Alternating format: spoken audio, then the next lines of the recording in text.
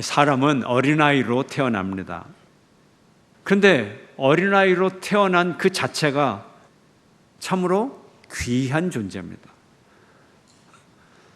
그리고 그 어린아이가 자라서 내면적으로 아름다운 인격을 지닌 그런 사람이 되기까지 많은 조건과 또 오랜 과정이 필요합니다. 즉, 많은 사랑을 받아야 20년가량 되는 그 기간 동안에 많은 사랑을 받아야만 온전한 인격이 될 수가 있습니다. 사람은 원래 태초에 창조될 때부터 사랑받은 존재로 창조가 되었습니다. 하나님이 사람을 만들 때 하나님의 형상을 닮은 존재로 만들었습니다. 그러니까 이 최고의 사랑이 무엇냐? 자신의 형상을 빼닮은 똑같은 그런 빼닮은 모습을 만들어서 내 분신을 만들어서 그 분신에 내 모든 권력과 내 모든 재산과 내가 가진 모든 좋은 것을 다 주는 것, 이게 본능적인 최고의 사랑 아닙니까, 여러분? 하나님이 그런 존재로 우리 인간을 만드셨어요. 자기 분신으로. 그리고 하나님은 자기를 사랑하듯이 사람을 사랑의 대상으로 만드셨어요. 그래서 사람을 창조하는 그 목적이 뭐냐? 사랑. 또 하나님이 사람을 창조할 때 어떤 디자인으로 사람을 창조했냐? 그 디자인도 역시 사랑의 디자인으로 사람을 창조하셨습니다. 흙으로 사람을 만드시고 숨을 불어넣어서 살아있는 생명체가 되게 하셨어요. 토기장이가 흙으로 어떤 모양을 만듭니다. 도자기를 만듭니다. 이게 뭐예요? 사랑의 과정이죠. 사랑이죠. 그리고 숨을 불어넣었어요. 숨을 불어넣는다는 게 뭐예요? 열정을 불어넣고 사랑을 불어넣고 생명을 불어넣는다는 거죠. 이렇게 사람을 하나님은 사랑으로 만드셨어요. 하나님이 이렇게 사랑으로 만든 인간이 죄짓고 타락하고 멸망해 갈 때 하나님이 사람을 멸망하도록 내버려 두실 수가 없었어요. 오늘 9절은 말합니다. 하나님의 사랑이 우리에게 이렇게 나타난 바 되었으니 하나님이 자기의 독생자를 세상에 보내심은 그로 말미암아 우리를 살리려 하심이라. 하나님이 사람을 포기하지 않고 끝까지 붙잡고 계시는 것은 우리가 하나님의 사랑받은 존재이기 때문에 그래요. 만들 때부터 사랑으로 만들었고 사랑으로 인도하고 사랑으로 키우는 존재이기 때문에 우리를 하나님은 쉽게 포기할 수가 없고 사랑의 투자를 너무 많이 하셔서 쉽게 버릴 수가 없는 것입니다. 우리는 이런 존재, 사랑받은 존재. 우리가 어떤 모습으로 살아갈까요? 사랑받은 존재로서 살아가야 할 모습, 두 가지 모습이 있어요. 첫째는 감사의 모습입니다. 첫째, 감사가 사람을 사람답게 합니다. 감사는 먼저 사랑받은 것을 알 때 감사할 수 있는 거죠. 사랑을 받았다는 응답을 감사로서 표현하는 겁니다. 응답의 표시입니다. 첫째로 감사는 만족감입니다. 사람이 감사를 언제 할 수 있을까? 만족할 때. 만족이란 먼저 존재에 대한 만족감이에요. 살아있는 것 자체, 사는 것 자체, 이것이 만족스러워야 돼요. 두 번째로 소유가 만족스러워야 돼요. 난 넉넉히 가졌어. 부족함이 없어.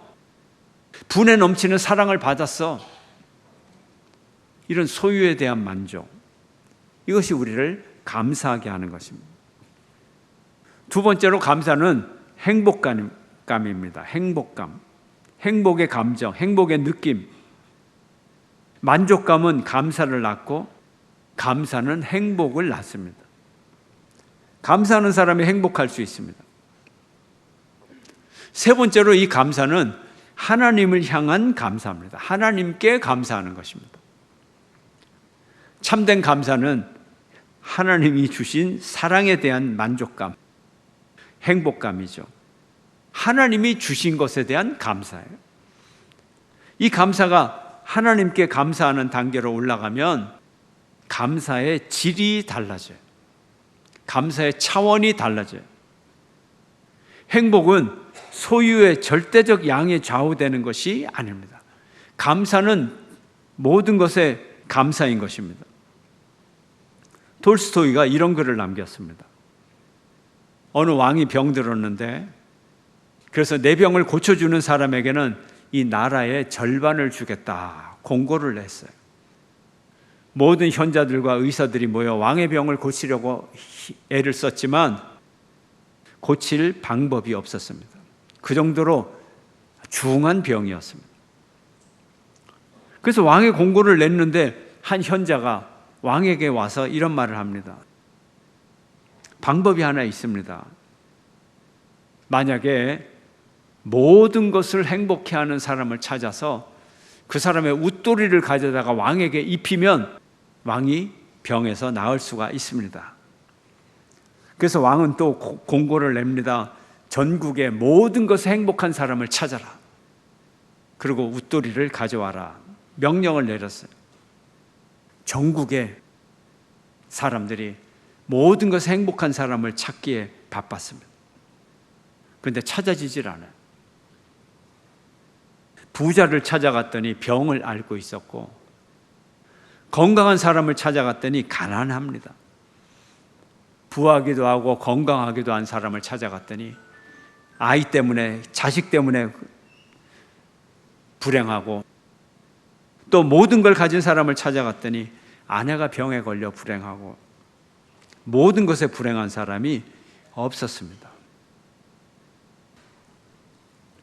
왕자도 모든 것에 행복한 사람을 찾아 나섰는데 찾을 수가 없었어요. 저녁에 이제 집으로 돌아오는 길에 나무로 된 허름한 집 앞을 지나가다가 갑자기 집 안에서 들려오는 목소리를 듣게 되었습니다. 그 목소리는 이렇습니다. 오늘 정말 행복했네. 마음껏 일했고 배가 터지도록 밥을 먹었으니 오늘은 모든 것이 행복한 날이구나. 이제 잠자리로 들어가야지. 내가 더 이상 필요한 것이 뭐가 있겠어? 왕자의 귀에 오늘은 모든 것이 행복한 날이었어. 모든 것이 행복하다는 게 귀에 탁 박힌 거예요. 이제 왕의 특사들을 불러서 왕자는 명령을 합니다. 지금 집 안에 들어가서 이 사람의 웃도리를 벗겨와라. 그리고 돈은 원하는 대로 다 주어라. 그 옷을 빨리 왕에게 가져가자. 이렇게 명령을 내리고 부하들과 함께 그 집을 들어갔습니다. 그 사람의 웃도리를 벗기려고 하는데 그 사람은 웃도리를 입고 있지 않았습니다. 뭘 얘기합니까? 행복에는 조건이 필요 없습니다. 하나님이 우리에게 주신 행복, 감사, 행복에 대한, 사랑에 대한 감사에는 조건이 없습니다. 왜 그럴까요? 왜 그럴까요? 하나님이 주신, 우리에게 주신 그 사랑이 무조건적 사랑이기 때문에 그렇습니다. 하나님이 조건 없이 우리에게 사랑을 주었기 때문에 우리가 하나님을 향한 감사는 무조건적인 감사일 수밖에 없다는 거예요. 이게 세상의 감사와 하나님을 향한 감사의 질적인, 전혀 다른 질적인 차이인 것입니다. 오늘 10절은 우리에게 말합니다. 사랑은 여기 있으니 우리가 하나님을 사랑한 것이 아니요 하나님이 우리를 사랑하사 우리 죄를 속하기 위하여 화목제물로 그 아들을 보내셨습니다. 하나님이 독생자를 희생제물로 화목제물로 우리에게 보내신 그 사랑, 무조건적인 사랑이요 절대적인 사랑이기 때문에 그렇습니다. 그러므로 우리가 하나님을 향한 감사에도 우리는 무조건적으로 감사할 수밖에 없는 것입니다. 두 번째 하나님의 사랑받은 사람의 자세는 사랑하는 삶입니다. 사랑이 사람을 사람답게 만듭니다. 사랑이 무엇인가요? 첫째, 사랑은 생명을 줍니다. 사랑해야 생명을 얻을 수가 있어요. 이스라엘의 유명한 호수 두 곳이 있죠. 하나는 요단강의 원류인 갈릴리 호수이고 다른 하나는 사해입니다. 이 두 호수는 가까이 있으면서 아주 대조적인 특징을 가지고 있습니다. 갈릴리 호수는 항상 물이 맑고 시원하고 물고기가 많이 살고 또 주변에 이 나무들이 무성하게 잘 자랍니다. 그러나 죽음의 바다라고 하는 사해는 염분 때문에 고기는 물론 주변에 이 환경조차 나무가 살 수 없는 그런 환경이었습니다. 이 근본적인 차이점이 어디에 있습니까? 갈릴리 호수는 주변의 산에서 오는 물을, 맑은 물줄기를 받아들여서 그 물을 또 끊임없이 요단강으로 흘려내보냅니다. 물을 내보내요.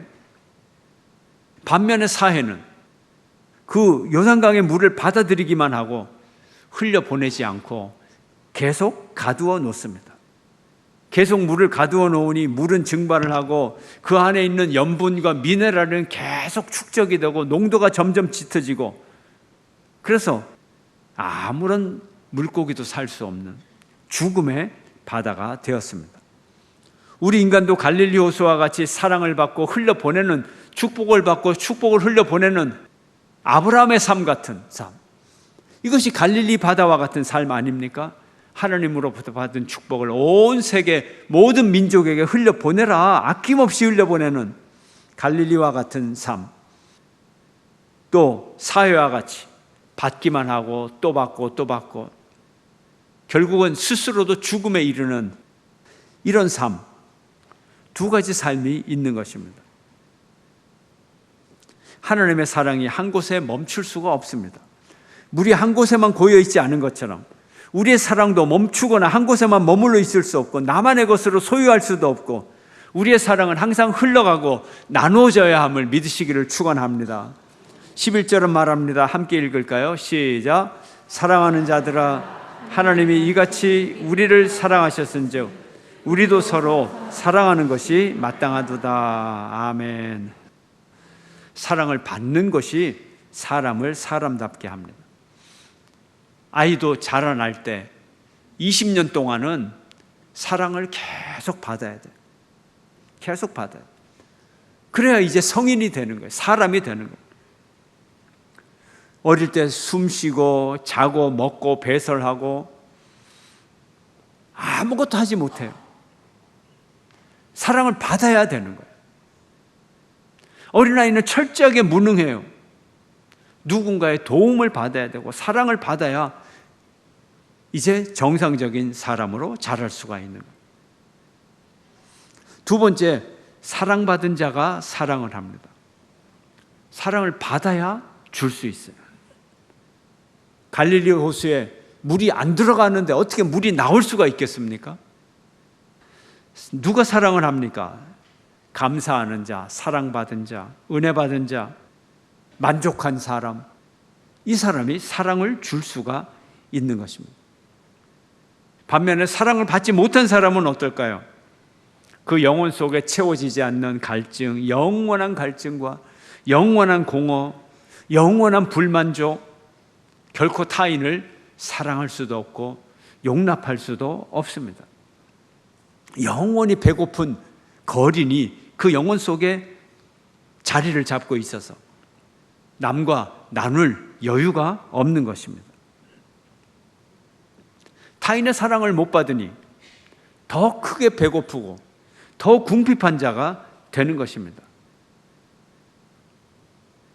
그러나 받은 사랑에 만족하고 감사하는 사람은 사랑할 수 있고 사랑을 나눌 수 있고 그 사랑의 응답이 또 사람들에게 다시 돌아오니 또 더 큰 사랑을 받고 더 많은 만족을 얻고 사랑도 우리는 빈익빈, 부익부 이런 사랑의 삶을 우리는 살아갈 수밖에 없는 것입니다.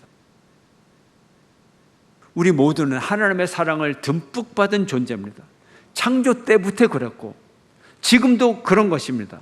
사랑하는 자들아, 하나님이 이같이 우리를 사랑하셨은지 우리도 서로 사랑하는 것이 마땅하도다. 마땅하도다. 하나님의 말씀인 것입니다. 세 번째, 사랑하는 것이 사람을 사람답게 합니다. 사랑받는 것이 사람답게 만드는 거고, 이제는 사랑을 하는 것이 사람다운 삶이라는 거예요. 인간이 인간다운 이유는 무엇입니까? 혼자 사는 것이 아니라 함께 살아가니까 인간이 인간다운 것이죠.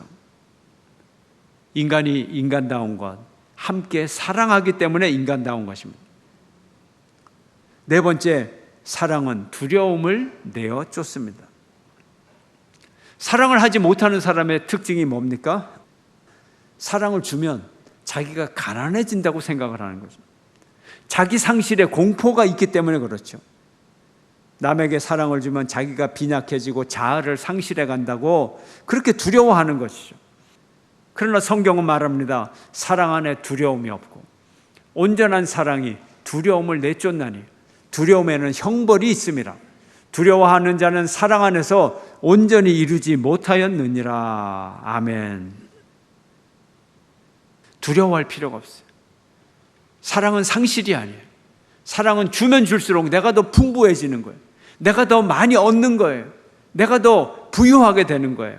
사랑하는 여러분 되시기를 축원합니다. 정신분석학의 창시자 프로이트가 이런 말을 했습니다. 병에 걸리지 않기 위해서는 결국에는 사랑을 해야 한다. 만일 어떤 좌절 때문에 사랑을 할 수 없다면 우리는 병에 걸릴 수밖에 없다. 병의 원인이 뭐라고요? 사랑 결핍. 사랑이 있으면 병에 걸리지 않는다는 거예요. 사랑이 있으면 병에 낫는다는 거예요. 프로이트가 이런 말을 했어요. 사랑받지 못함이 모든 병의 원인입니다. 사랑받으면 병이 낫습니다. 사랑하지 못하는 것이 모든 병의 원인이고 사랑을 하면 병이 낫습니다. 사랑을 하면 사랑하는 사람 자기의 병도 자기가 낫고 사랑받는 상대방의 병도 낫게 된다는 거죠. 사랑하는 여러분 되시기를 축원합니다. 사랑 속에 창조력이 있어요. 그리고 남을 향한 사랑은 반드시 내게 돌아오게 되어 있습니다. 먼저 세상의 보상으로 돌아오고 함께 사랑할 수 있기 때문에 그 사랑이 내게 돌아오고 그 다음에 내적인 만족으로 내게 돌아오고 하나님의 위로와 격려로 내게 돌아오고 남을 사랑해야 자기의 사랑을 자기를 사랑하는 거예요. 그래서 성경은 말하죠. 자기 몸을 사랑하든 이웃을 사랑하라. 이웃을 사랑하면 나를 사랑하는 거예요. 다섯 번째로 우리는 사랑을 하되 사랑의 울타리를 쌓는 삶을 살아야 됩니다. 감사하는 사람, 만족한 사람, 사랑하는 사람, 삶의 울타리를 튼튼히 쌓는 거예요. 오늘 우리 사회를 보면 얼마나 공격적인지 몰라요. 얼마나 공격적인지 몰라요. 다른 사람을 공격하고 다른 사람에 대해서 무관심하고 다른 사람에 대해서 냉정하고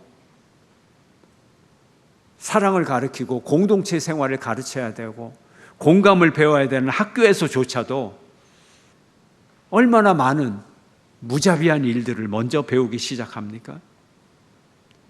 부모가 학교를 보내고 또 학교에서 우리가 아이들에게 뭘 가르쳐야 됩니까? 근데 학교에서 마치 상대방이 죽을 때까지 괴롭히는 방법을 배우는 곳이 학교인 것 같아요. 요즘 매스컴에 비친 학교는 그런 모습이에요. 너무 심하죠? 우리 사회가 너무 잔혹한 사회인 것 같아요. 마치 사람들이 싸우기를 원해서 누가 내 뺨을 한번 때려주면 좋겠다. 아주 싸우기를 준비하고 기다리는 것 같아요.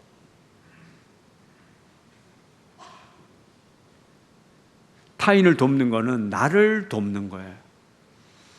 타인을 사랑하는 것은 나를 사랑하는 거예요.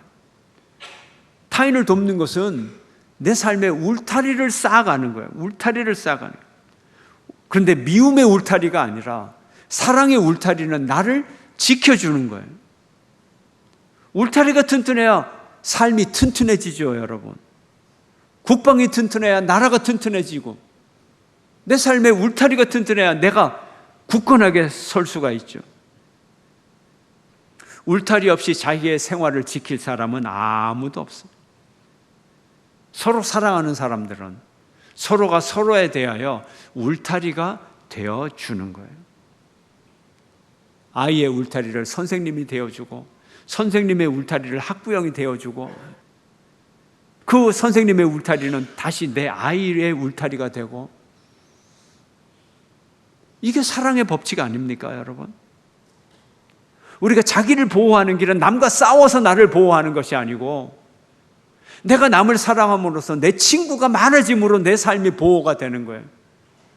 나를 사랑하는 사람이 많음으로써 내 삶이 보호가 되고 굳건히 서는 거예요. 우리가 자신을 보호하는 길, 그게 바로 다른 사람을 보호하는 길이에요. 강도 만난 사람을 도와주는 사마리아인이 되는 것, 서로가 서로에게 사마리아인이 된다면 강도가 얼씬거리지를 못하는 거죠. 노숙자들을 보면 참 삶의 의욕도 없고 너무나 힘든 삶을 살아가고 있습니다. 그런데 기회가 되어서 몇몇 분들을 만나서 대화를 한 적이 있는데 하나같이 다 대단한 사람들이었어요. 다 괜찮은 사람들이었어요. 참 모범적인 그런 이웃들이었어요. 그런데 경제적인 어려움이 왔을 때 그걸 극복해내지 못하고 한순간에 무너져 버리고, 정신적 충격이 찾아왔을 때 삶의 의욕을 잃고 헤어나오질 못하고 절망하고, 그들이 넘어졌을 때 붙잡아주는 사람이 없었어요. 사랑해주는 사람이 없었어요. 사랑해주면서 울타리가 되어줬다면 다시 일어나가지고 그 사고와 절망적인 어려움과 이것들을 다 극복을 했을 텐데, 한번 완전히 넘어지니 스스로도 일어나지를 못하는 거예요. 사랑이 우리의 삶의 울타리를 튼튼하게 합니다. 사랑은 갈릴리 호수처럼 사랑하는 사람을 살리고, 사랑받는 사람을 살리고, 남을 살리고, 자기를 살리고, 우리를 살리는 거예요. 우리에게는 하나님의 사랑이 있습니다. 하나님은 독생자를 십자가에 못 박기까지 우리를 끝까지 사랑하신 분입니다. 우리는 이토록 말로 닿을 수 없는 그 극진하신 하나님의 사랑을 입은 그런 존재입니다. 우리의 마음에는 언제나 감사와 만족과 사랑이 넘치고, 하나님께서 우리에게 주시는 그 행복의 감정, 행복감이 우리에게 있습니다. 하나님을 향하고 사람을 향한 감사와 사랑, 이것이 한 인간을 인간답게 만드는, 한 인간을 아름답게 만드는 조건인 것입니다. 하나님을 향하여 감사하는 여러분 되시기를 축원합니다. 하나님의 사랑을 응답하는 여러분 되시기를 축원합니다. 하나님에 대한 사랑이, 하나님의 우리를 향한 사랑에 대한 감격이 있는 여러분 되시기를 축원합니다. 감사하는 여러분 되시기를 축원합니다. 그리고 이 사랑을 세상과 나누는 저와 여러분 되시기를 축원합니다. 세상에 생명을 전하고 복의 근원이 되는 저와 여러분 모두가 되기를 주의 이름으로 축원합니다.